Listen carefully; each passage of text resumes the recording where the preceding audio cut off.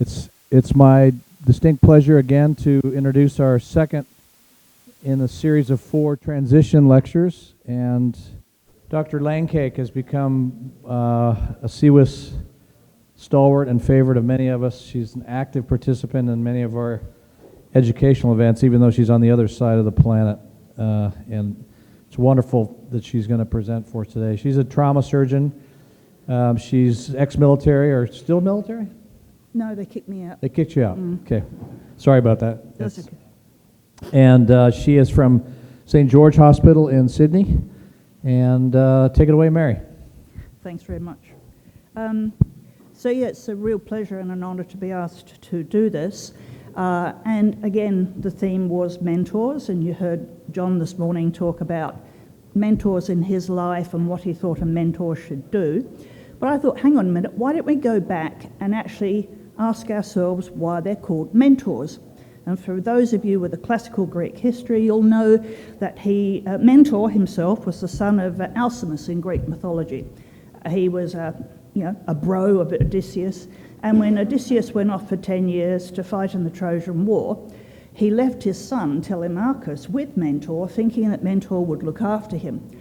Now, you may or may not know that Penelope, Ulysses' wife, or Odysseus' wife, was a bit of a babe, and so while he was away, all these suitors came round saying, look, he's probably dead, why don't you marry me? And that was going to put at risk Telemachus' birthright.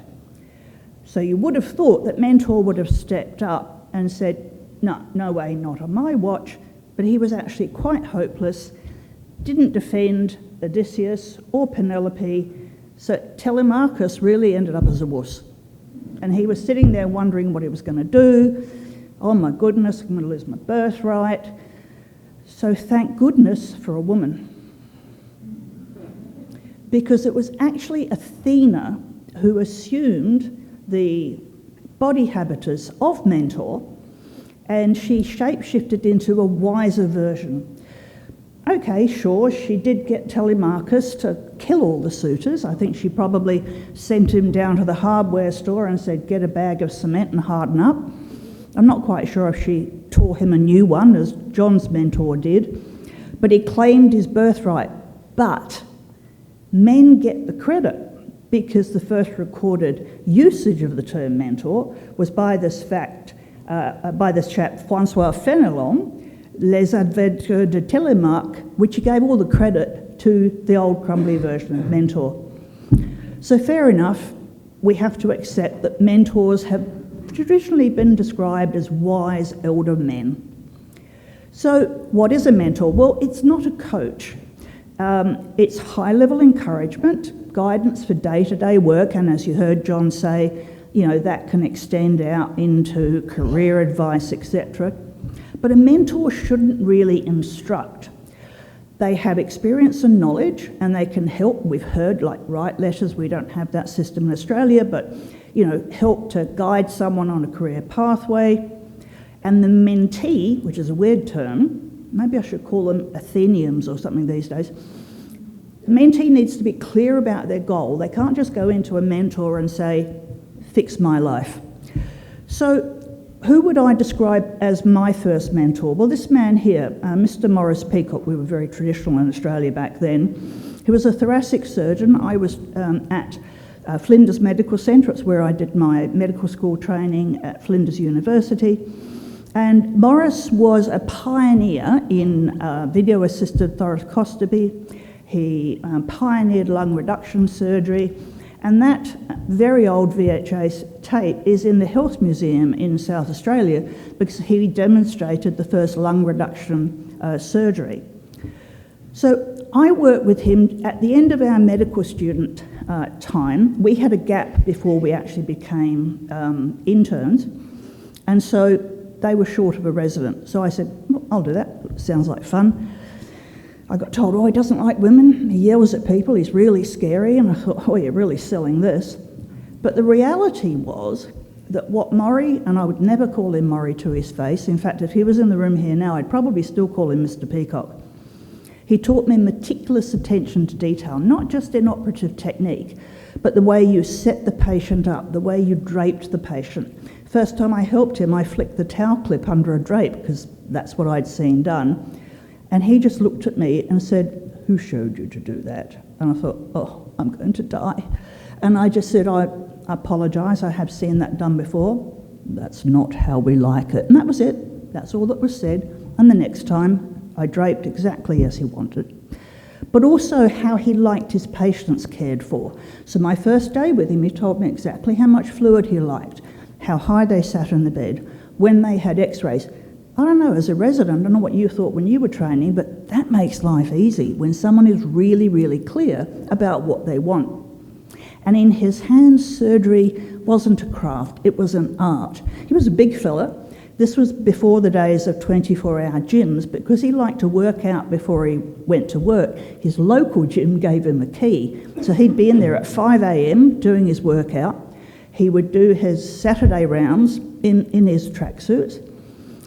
But he had wonderful hands. He actually let me do a lobectomy as a PGY2. Now, our systems, again, is different than yours. We do a variety of different rotations. So as interns, we'll do some medicine, some ICU, etc. The following year, we'll do some different types of surgery if that's what we're interested in, but we may still have to do some critical care. So for me, this was a real boost. And I still open and close my chests the way Maury taught me all those years ago. He respected the nursing staff who cared for his patients, and equally they loved him, and he taught me that respect. And I'll tell you a funny little anecdote. He warned me about one of his patients. He said, "This chap has a high risk of going off after surgery." Well, did he predict that? Because day one, this fellow absconded from the hospital, pushing his drip stand with the morphine drip pump on it. Nobody could find him anywhere. The nurses were beside themselves. And around about 4 o'clock in the morning, his mate, he'd walked 4 miles to his mate's house, pushing the strip stand, rang up and said, "I've got so-and-so here, and his machine is beeping, and I'm just wondering, can you tell me how to turn it off?" And a quick-witted nurse said, "I don't know, I'll have to ask someone, can you give me your phone number?" So they were able to locate him. He wouldn't go back to Flinders, but he went to Repat, which is our veterans hospital where Maury worked. So you imagine the following morning, Maury comes in, looks at the list to see where his patient is, and the nurses are standing tremulous, looks down, looks up, looks down, and finally one of them says, "Mr. Peacock, he absconded overnight." And he looked, and this slow grin just spread across his face, and he looked at me and he said, "I told you so."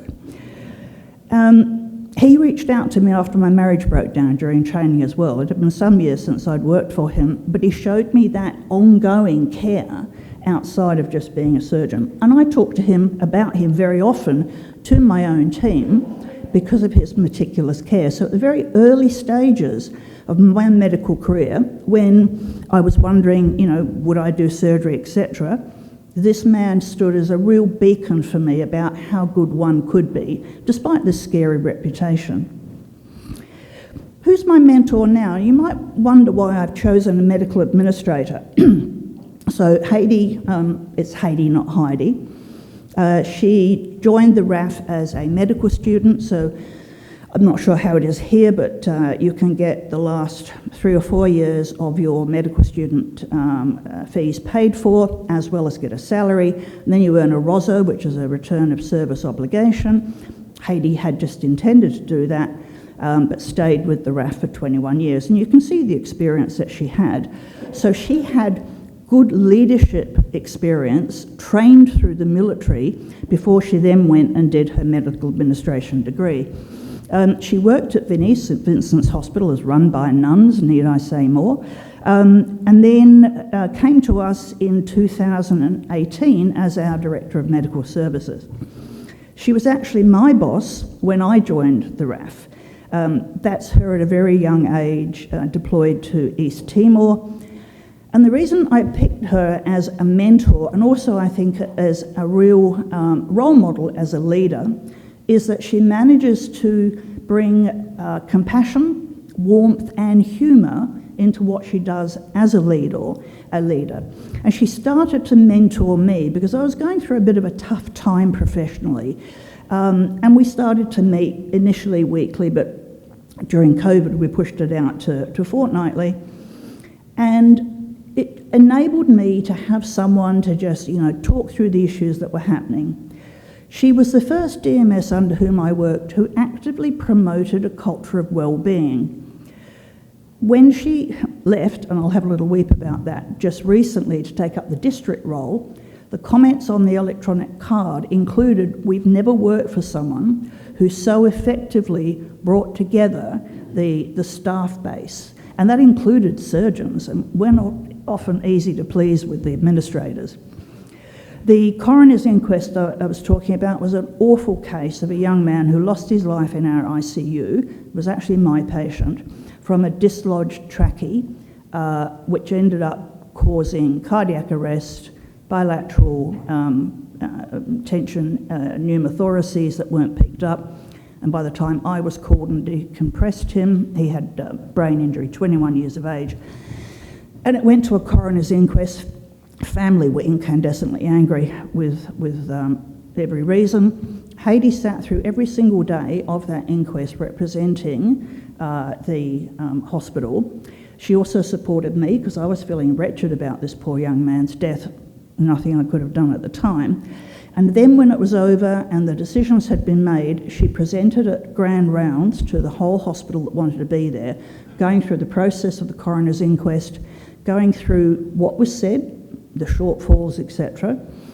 And she said the toughest day was the final one, where the family were able to speak and put up videos of Adam as he was and the future that was taken from him. And she broke down at the time. And again, I think that showed her compassion. For me, one of the things, we shared a very quirky sense of humour. During COVID, she took it upon herself to write a bi-weekly newsletter, Tuesdays and Thursdays, to update the team about what was happening, what the various changes were. And so I thought this looked like Tuesdays with Haiti, so I redesigned the book and sent this to her with the reviews for the book. And this raised a chuckle because, all jokes aside, this newsletter, which she took great care in preparing, was about looking after us, what was available, what was happening with COVID, and it just kept that link for the hospital together. And again, that shows, I think, her ability to mentor broadly as well as be a personal mentor for me. So, as I said, we met to discuss challenges being faced by the trauma service.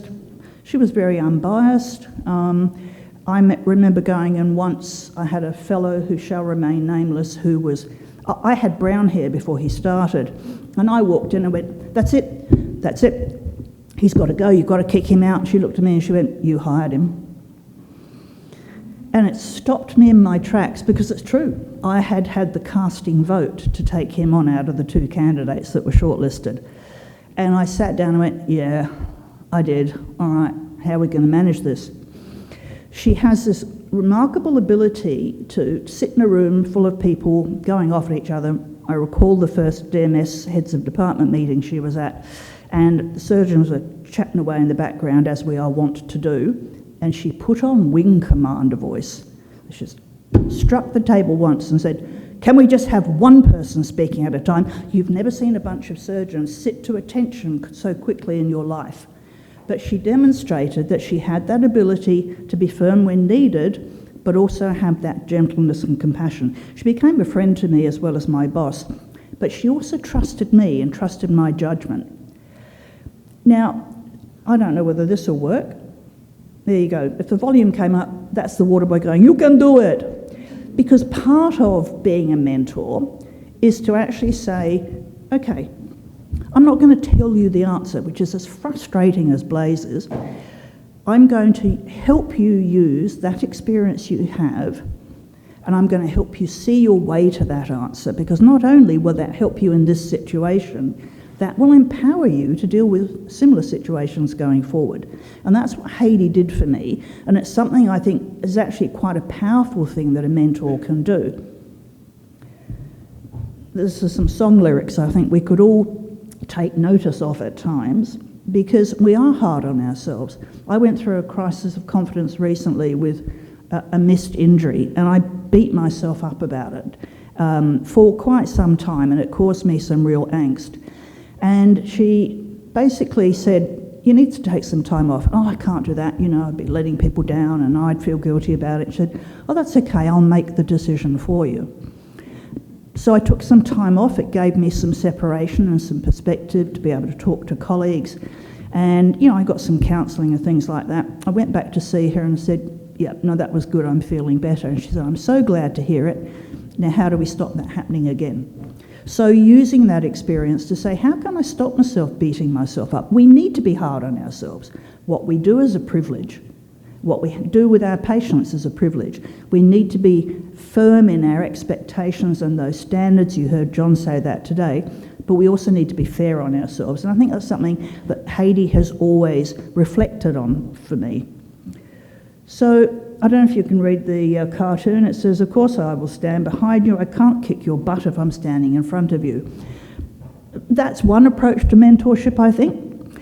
But how do you be a good mentor? Remember when you had a good boss, you had a good mentor, and we've heard some of those stories already. And those stories make us smile because it reminds us of when someone made us feel good, like Maury did with me when I was fairly junior, like Heidi does with me now while I lead a department. And I think it's important that we inspire people working with us to find the joy in what we do, because a lot of what we do can be tough, but when we look to find the joy, when we remind ourselves that that's why we do the job, then I think that encourages us to keep going. Foster curiosity in those people that you're mentoring. Allow them to ask questions. If they give an answer and it's not correct, we take them down the right pathway, but then you thank them. Karen Brazel said that at a conference in Sydney a wee while back. Thank them for asking that question, because then they're encouraged to ask more. They don't think, oh, I was wrong, I'm never going to speak up again. Congratulate them when they do well, whether that's someone you've not seen in 3 or 4 years that's passed their exam. Get in touch. Well done you. I'm really proud of you. Remember what it was like when you had a boss that made you feel this big, that made you want to shrink down and disappear. Don't belittle, don't humiliate. Don't take credit where it's not due. If your trainee has given you an idea that's helped you get through a difficult case, you pay credit to that trainee. If it's a colleague, you pay credit to that colleague. I think the important thing is, don't be afraid to get in touch with your feminine side, and just remember Athena, who stood up for Telemachus when it counted. And I thank you very much.